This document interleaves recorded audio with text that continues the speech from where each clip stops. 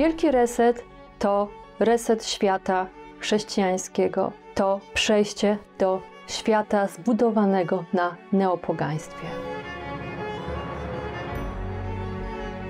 Mamy do czynienia z grupą naprawdę dobrze zorganizowanych, globalistycznych elit.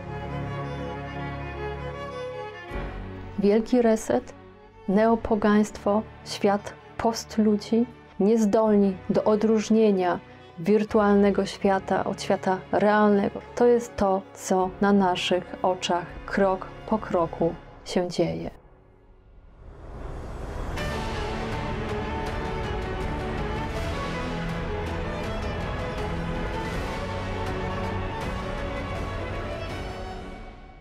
W swojej pracy Imperium Klausa Schwaba Jedna planeta, jedna ludzkość, jeden zarząd, ustaliłam, że mamy do czynienia z grupą naprawdę dobrze zorganizowanych, globalistycznych elit.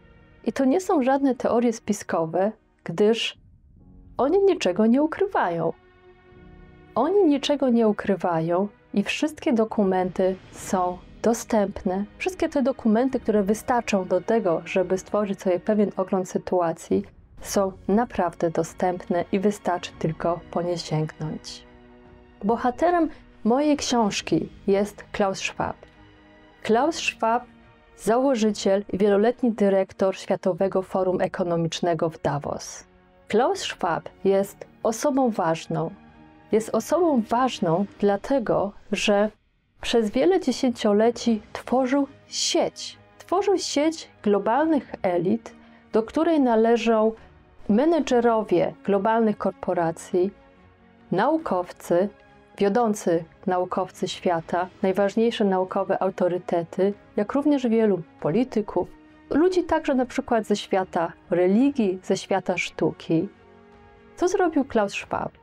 Klaus Schwab posadził ich wszystkich przy jednym stole. Przenośnie oczywiście, ale zasadniczo chodziło o to, żeby ich posadzić przy jednym stole, tak żeby ze sobą rozmawiali, żeby się zaprzyjaźniali między sobą, żeby dzielili się wiedzą, wymieniali informacjami i żeby wspólnie opracowywali określone strategie działania.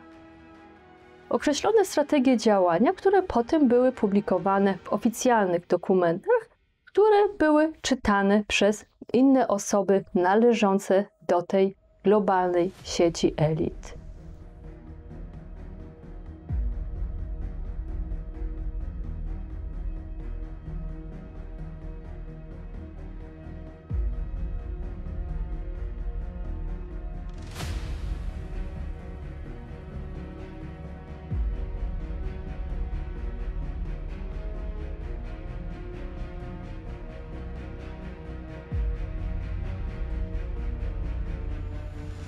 Kiedy bliżej przyjrzymy się tym wszystkim organizacjom, to naprawdę w pierwszym momencie można być w olbrzymim stopniu zaskoczonym tym, ile tych organizacji jest. W ilu organizacjach oni właśnie działają, przez ile organizacji się organizują i organizują swoje własne działania. I naprawdę globalistyczne elity świetnie się zorganizowały, co też pokazały w przypadkowy sposób. Wszystkie rządy wszystkich państw w świecie zachodnim działały dokładnie tak samo, realizowały dokładnie te same wytyczne, używały dokładnie tej samej retoryki, gdzie wszystkie media, które wcześniej prowadziły z sobą różne wojny, w kwestii pandemii mówiły dokładnie tym samym głosem, kiedy różne wpływowe osoby, które także wcześniej się o różne rzeczy kłóciły, w tej kwestii były absolutnie zgodne. To nie jest przypadek, to jest właśnie pewna metoda tworzenia tak zwanego konsensusu opinii publicznej.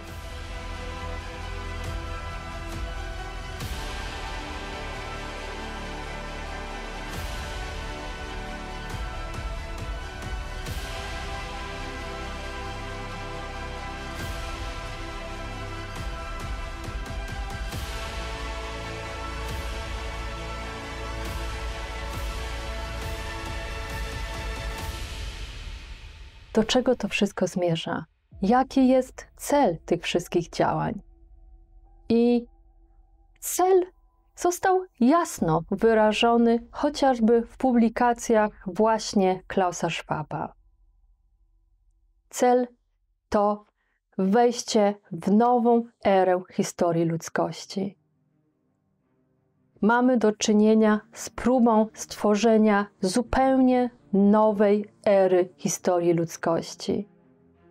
Początkiem tej zmiany miał być tak zwany Wielki Reset, ogłoszony przez Klausa Schwaba w lipcu 2020 roku. Klaus Schwab ogłosił, że stary świat zostanie zresetowany i zaczynamy zupełnie nową epokę w historii ludzkości. Klaus Schwab posuwa się tak daleko i twierdzi, że nie będziemy już nawet liczyć czasu sprzed i po narodzeniu Chrystusa, ale będziemy liczyć czas sprzed i po pandemii. Za jakiś czas mamy w nowy sposób liczyć czas i nowa historia ludzkości ma zacząć się właśnie od momentu pandemii. Jak powiedziałam, jest to informacja zawarta w jego książce pod tytułem Wielki Reset. Na czym ma polegać ten Wielki Reset? Wielki Reset to coś więcej niż tylko zmiana sposobu organizowania gospodarki, zmiana sposobu funkcjonowania społeczeństw. Jest to zmiana totalna, także w sferze wartości, w sferze ogólnej wizji świata i ludzi. Wielki Reset to reset świata chrześcijańskiego, reset świata także katolickiego. Wielki Reset to przejście do świata zbudowanego na neopogaństwie. Co do tego nie ma absolutnie żadnej wątpliwości. Zamiast Boga ludzie mają wierzyć w Matkę Natury.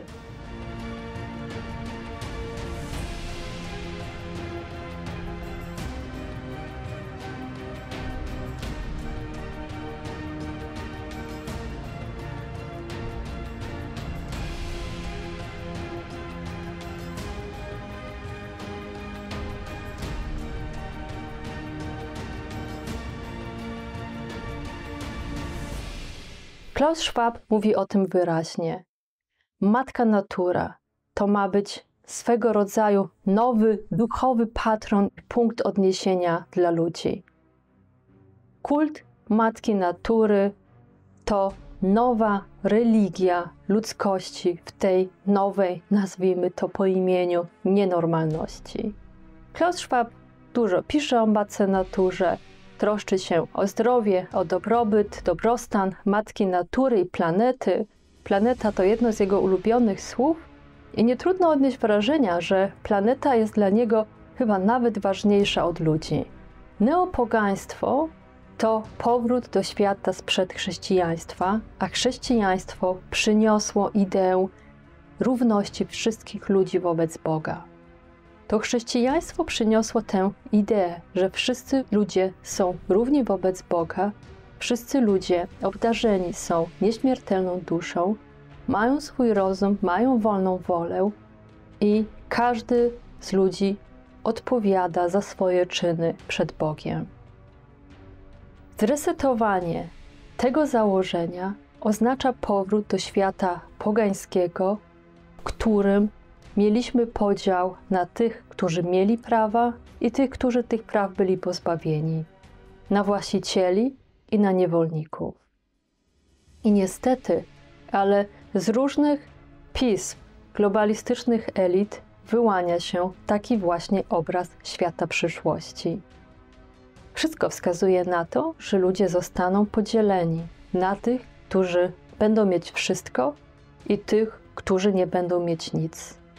na tych, którzy będą mieć prawo do zasobnego, bogatego, interesującego życia i tych, którzy zostaną w sposób celowy i planowy skazani na nędzę.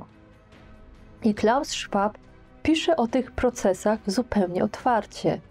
Między innymi w swojej pracy Czwarta rewolucja przemysłowa wprost mówi o tym, że postęp techniczny związany z nowymi technologiami powoduje wzrost nierówności społecznych. Bogaci są jeszcze bogatsi, biedni są jeszcze biedniejsi. Klaus Schwab mówi wyraźnie, klasa średnia zniknie. Zniknie wiele zawodów. Zostanie wprowadzona automatyzacja, robotyzacja, sztuczna inteligencja będzie powoli wypierać ludzi z różnych zawodów. Ludzie przestaną być potrzebni. Ludzie przestaną być potrzebni jako pracownicy. Nie będzie dla nich zatrudnienia. Zostaną tylko zawody dla tych najmniej wykwalifikowanych, jak również wąska pula zawodów i miejsc pracy dla tych, którzy będą pracować dla globalnych elit.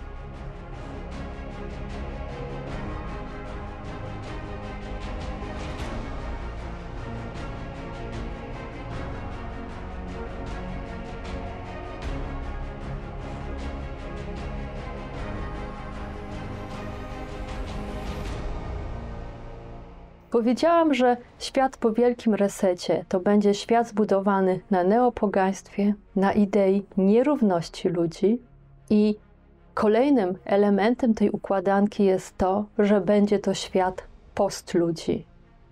Świat po wielkim resecie to będzie świat postludzi. Co to oznacza? Klaus Schwab w Czwartej rewolucji przemysłowej wprost powiedział, że celem postępu technologicznego jest połączenie w jedną całość ludzi, maszyn i technologii cyfrowych. Ludzie, maszyny i technologie cyfrowe mają być połączone w jedną całość. Ludzie, tacy normalni ludzie, jakimi my jeszcze jesteśmy, będą znikać. Ludzie będą coraz bardziej łączeni z maszynami i z różnymi cyfrowymi technologiami, tak, że docelowo różnica między robotami, androidami, jakimiś cyborgami a ludźmi będzie coraz bardziej zacierana. Brzmi jak science fiction, ale tą zapowiedź znajdziemy w wielu różnych oficjalnych dokumentach, gdzie już wprost się mówi o ulepszaniu ludzi, o wszczepianiu im różnych dziwnych urządzeń po to, żeby pracowali w sposób bardziej optymalny, albo żeby mogli na bieżąco monitorować swój stan zdrowia, bo to podobno wszystko ma być dla nas dobre. Tylko że w momencie, kiedy damy sobie coś wszczepić, zaimplementować, to nie będziemy już mieć kontroli nawet nad własnym ciałem i także nad własnym umysłem. Ponieważ ludzie mają zostać coraz bardziej poddawani różnym, nazwijmy to, technologicznym procesom obróbki, człowiek jako człowiek zniknie. Bo skoro ludzie nie mają nieśmiertelnej duszy, skoro nie ma Boga, to i w tym momencie umysł staje się czymś bardzo podejrzanym, a na końcu okaże się, że człowiek to jest tylko i wyłącznie taka kupa materii, którą globaliści będą mogli sobie dowolnie przetwarzać.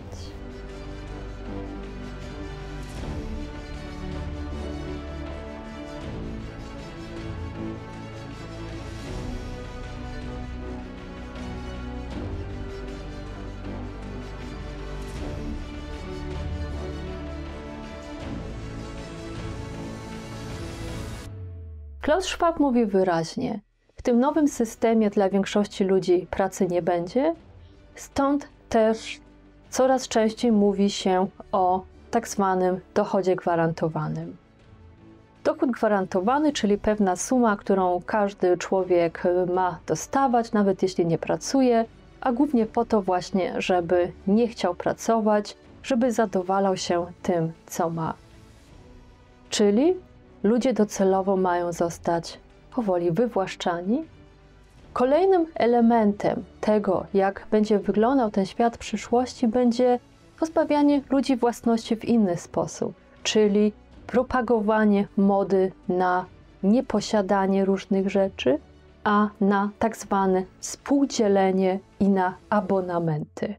Na czym to ma polegać? Podam przykład chociażby samochodów. Klaus Schwab mówi wyraźnie, w tym nowym świecie już nie będzie tak, że każdy będzie miał samochód, bo w tych czasach to już prawie każdy samochód ma przynajmniej jeden. W przyszłości samochodów mieć nie będziemy. To znaczy, kto będzie miał, to będzie miał, ale będzie to bardzo wąska grupa globalnych elit. Większość samochodu mieć nie będzie. Będzie natomiast miała abonament na używanie samochodu. Czyli będziemy wykupywać abonament na to, żeby wypożyczyć sobie w ciągu miesiąca samochód, nie wiem, na 50 godzin, jak wyższy abonament to na 100 godzin, jak jeszcze wyższy to na 200 godzin. I to globalne korporacje będą posiadały te właśnie samochody, natomiast przeciętny człowiek będzie miał tylko i wyłącznie abonament na korzystanie z tego.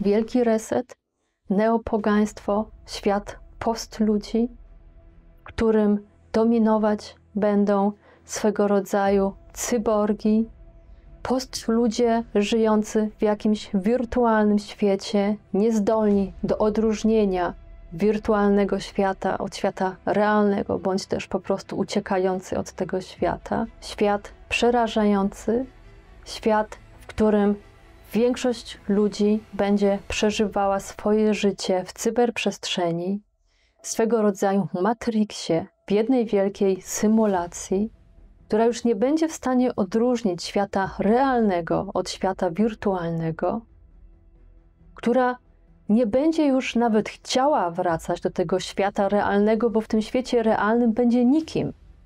Nie będzie mieć pracy, nie będzie mieć własnego domu, nie będzie mieć nawet własnego samochodu, nie będzie mieć nic. Ten świat wirtualny będzie znacznie ciekawszy. Brzmi jak science fiction? Nie, to jest rzeczywiście to, co się dzieje i co dostrzeże każdy, kto przeanalizuje tę sekwencję po prostu zdarzeń, która dzieje się na naszych oczach.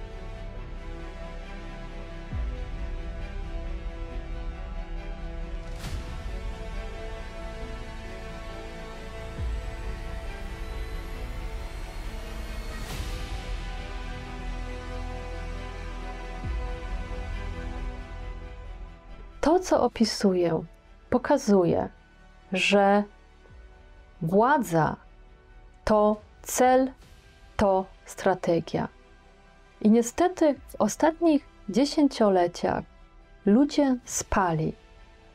Ludzie w dużej mierze zadowalali się bieżącą konsumpcją, kupowaniem, życiem, wakacjami i nie brali odpowiedzialności za swoje życie. I to się teraz mści. Dlatego, że jeśli my nie bierzemy odpowiedzialności za swoje życie, to w to miejsce wejdzie ktoś inny.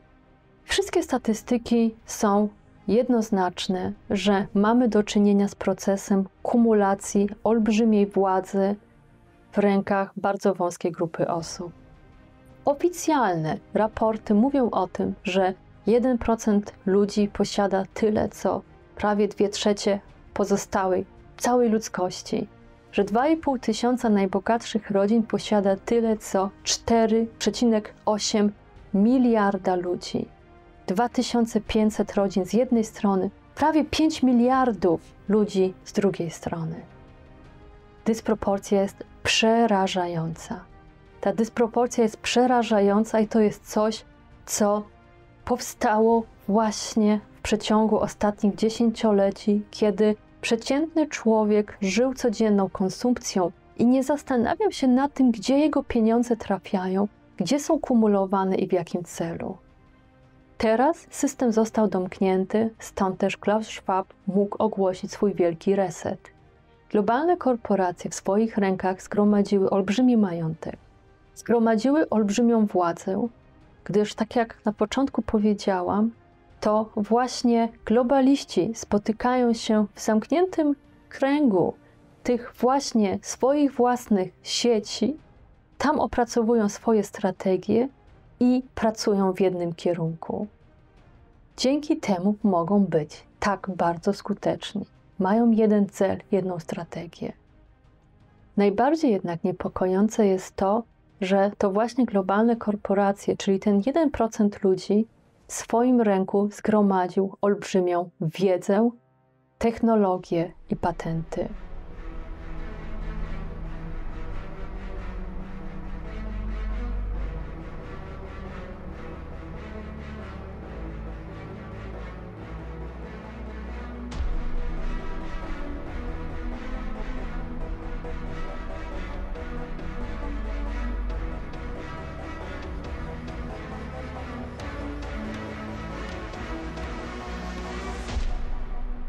To właśnie oni posiadają te wszystkie technologie, które mają być wdrażane w życie w ramach czwartej rewolucji przemysłowej. I to jest tym wszystkim najbardziej niepokojące i przerażające. Klaus Schwab w swoich książkach wprost mówił, że klasyczne uniwersytety, takie jak je znamy, będą także powoli zanikać. To korporacje mają być tymi centrami, które będą generować nową wiedzę naukową. Oczywiście ma być to wiedza użyteczna, wiedza, którą można przekuć na tworzenie nowych produktów. Uniwersytety, które zajmują się pytaniami fundamentalnymi, chociażby związanymi z pytaniami zupełnie podstawowymi, czy istnieje Bóg, jaki jest wszechświat, do czego dąży człowiek, jaka jest natura człowieka, Klaus Schwab mówił, że to wszystko jest niepotrzebne. To jest konserwatywne, z tego nie rodzi się żadna wiedza, którą można właśnie potem przekuć na określone wynalazki, technologie. To wszystko jest do wyrzucenia. I to wszystko jest wyrzucane i nauka jest sprowadzana tylko i wyłącznie do roli właśnie takiej służki dla ekonomii. I to jest właśnie świat, który wyłania się w wyniku wielkiego resetu.